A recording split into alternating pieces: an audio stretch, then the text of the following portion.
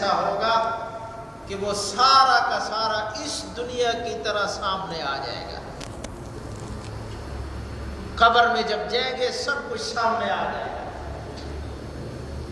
قیامت جب قائم ہوگی تو سب کچھ سامنے آ جائے گا۔ جو ہم پڑھتے ہیں اور سنتے ہیں کہ ایک دن مرنا ہے، جب موت آئے گی تو سب سامنے آ جائے گا۔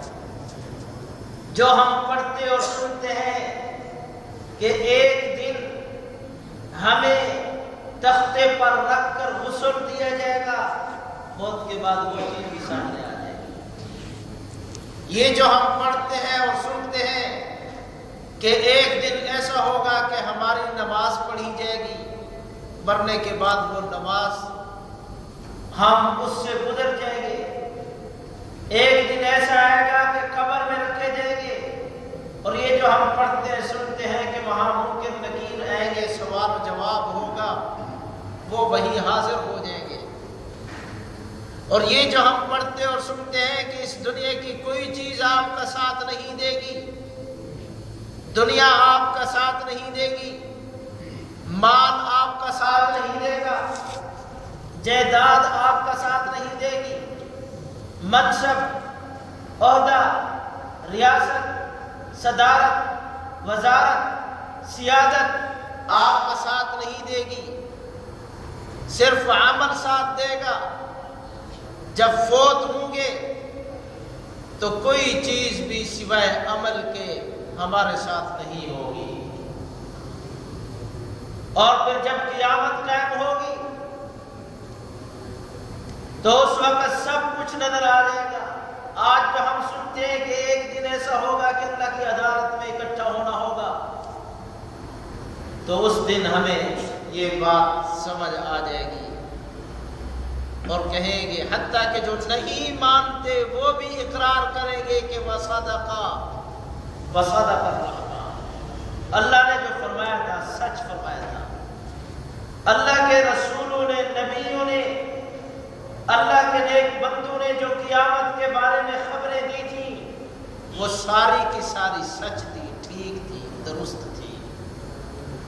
ظلم ہمارا تھا، قصور ہمارا تھا، گناہ ہمارا تھا، کتابوں نے بھی ہمیں سمجھایا تھا، لیکن چونکہ انسان فطری طور پر، جبلی طور پر، طبعی طور پر اس چیز پر فریفتہ ہوتا ہے جو چیز اس کے شعور میں ہوتی ہے، جو چیز اس کی آنکھوں کے سامنے ہوتی ہے۔ دنیا کے مختلف بینک کھلے ہوئے ہیں اور ہر بینک آپ کو فائدہ دیتا ہے کہ 1 ریال کا ہمیں فائدہ پہنچے تو آپ کو اس کے بدلے 10 گنا فائدہ ہوگا، 700 گنا فائدہ ہوگا۔ ساری دنیا مر رہی ہے اس کا فائدہ حاصل کرنے کے لیے، اس لیے کہ یہ ساری چیزیں آنکھوں سے دیکھ رہے ہیں، نظر آ رہی ہے، قطع نظر اس سے کہ وہ جائز ہے یا ناجائز ہے، قطع نظر اس سے کہ وہ حلال ہے یا حرام ہے، قطع نظر اس سے کہ وہ اللہ تبارک و تعالیٰ کے حکم کے مطابق ہے یا اس کے خلاف ہے۔ لیکن اللہ تبارک و تعالیٰ نے جو آخرت کی نعمتوں کے وعدے دیے ہوئے ہیں، چونکہ وہ ہماری نظروں سے غائب ہیں، اس لیے ان پر ہمیں یقین نہیں آتا۔ تو یہ ہماری ایک فطری کمزوری ہے، یہ ایک طبعی کمزوری ہے۔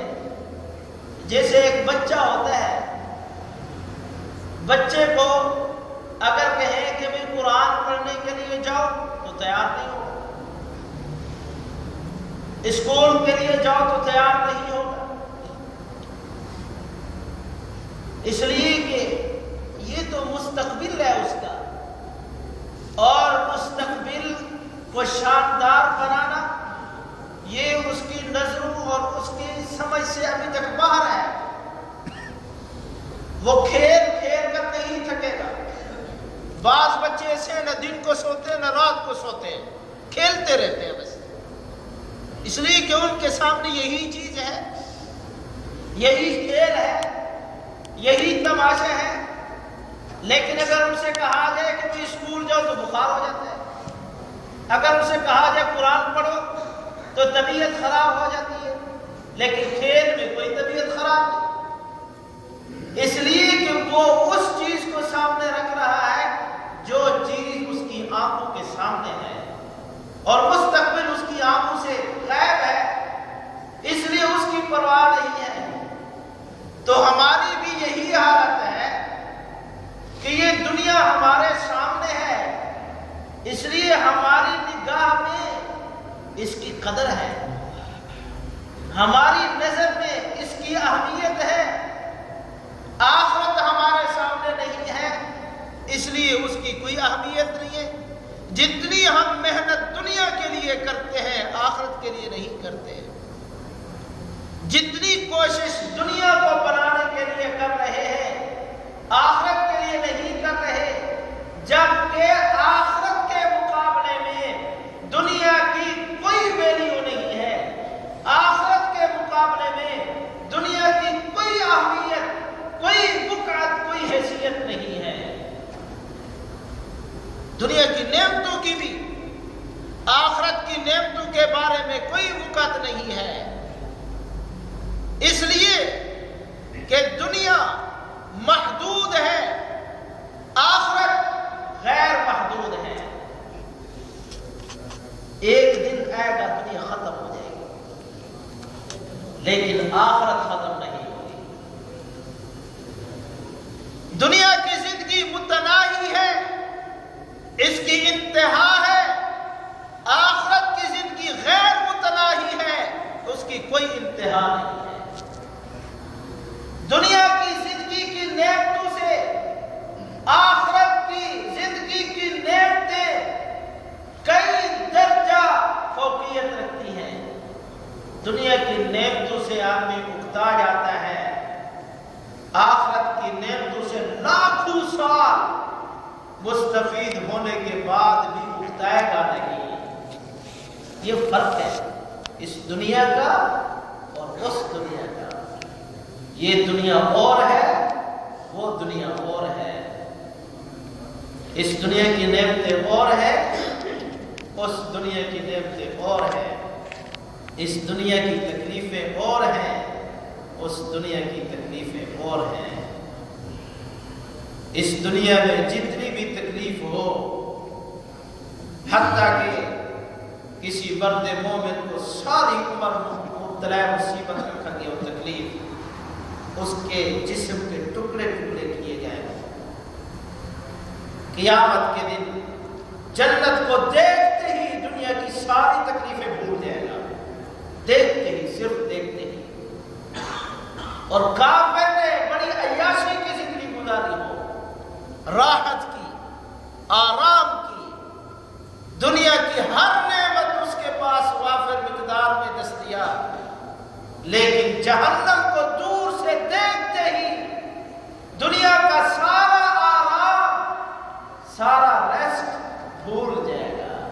کہے میں نے تو کبھی کوئی نعمت دیکھی نہیں ہے، میں نے تو کبھی کوئی آرام دیکھا نہیں ہے، میں نے تو کبھی کوئی خوشی دیکھی نہیں ہے۔ ساری دنیا کی نعمتیں، راحتیں، لذتیں، فرحتیں، مسرتیں بھول جائے گا صرف جہنم کا نظارہ کرنے سے۔ اس لیے اللہ کے رسول صلی اللہ علیہ وسلم نے فرمایا الدنیا سجن المؤمن و جنت الکافر۔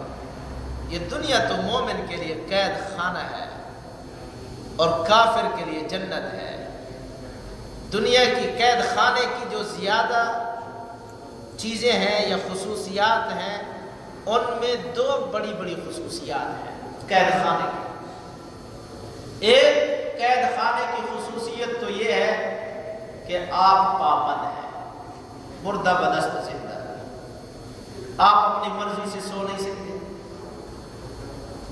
اللہ بچائے جیل سے، کہ جو جیل میں بیچارے زندگی گزار رہے ہیں ان سے پوچھا جائے کہ کتنی مشکل زندگی گزر رہی ہے۔